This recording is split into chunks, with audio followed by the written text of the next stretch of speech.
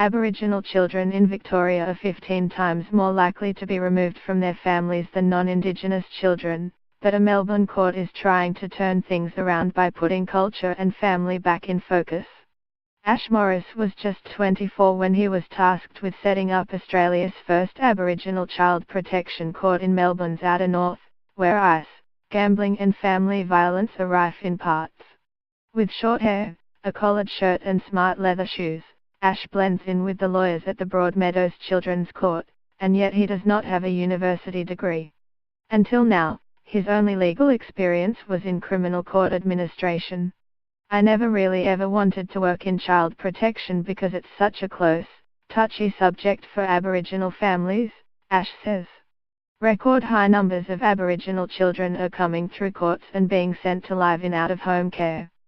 Victorian Aboriginal children are 15 times more likely to be removed from their families than non-Indigenous children, the second highest rate in Australia, behind Western Australia.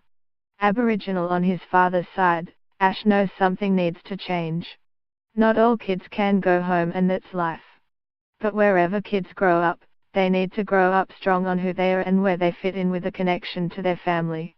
When the Victorian Children's Court hired Ash as the Kuru Services Coordinator at Broadmeadows, it hoped he could bridge the gap between Indigenous Australians and the legal system.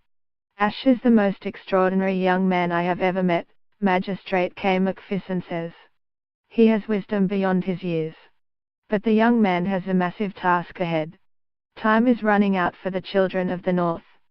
Soon after he was appointed in early 2016, Ash hit the phone to pick as many brains as he could. Inspiration came from an unlikely source.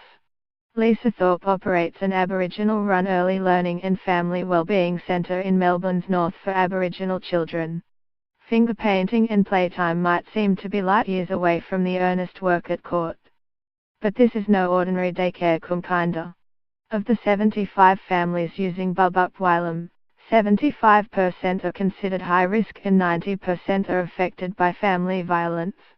For some of these children it has been their parents, grandparents and great-grandparents, Lisa says. They've just always been in that cycle of going through the system. But rather than become enmeshed in a victim mentality, at Bubup Wylam they learn resilience through a strong connection to culture. When children are old enough to go to school they know who they are, Lisa says. They're proud of who they are so they can stand up for themselves.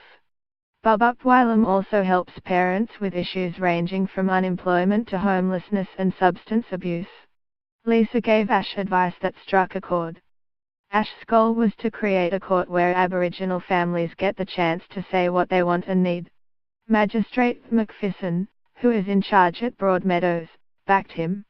"The difficulty with Aboriginal families is that, for historical reasons, they'd like to come to court and I can't say that I blame them," she says.